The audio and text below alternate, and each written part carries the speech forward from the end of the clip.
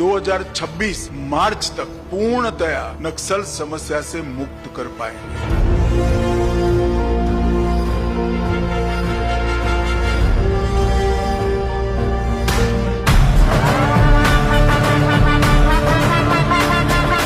பல்லாயிரம் உயிர்களை பலிவாங்கிய நக்சலிசம் அதை ஒழிப்பது சாத்தியமே இல்லைன்னு பல பேர் கூறிய நிலையில் மார்ச் 2026க்குள்ள இந்தியாவில நக்சல்ங்கிற வார்த்தையே இருக்காதுன்னு கர்ஜித்தார் நமது உள்துறை அமைச்சர் அமித்ஷா அவர்கள். சொன்னது மட்டுமில்லாம இன்னைக்கு களத்தில் அதை செஞ்சும் காட்டியிருக்கிறார். இதுக்கெல்லாம் காரணம் அமித்ஷாவின் ஆக்ஷனும் அவருக்கு முழு சுதந்திரம் கொடுத்து தேச பாதுகாப்பில் 0 டாலரன்ஸ் என உத்தரவிட்ட நமது பிரதமர் நரேந்திர மோடியின் இரும்பு கரமும் தான். இது வெறும் வாக்குறுதி அல்ல, புதிய இந்தியாவின் சரித்திரம்.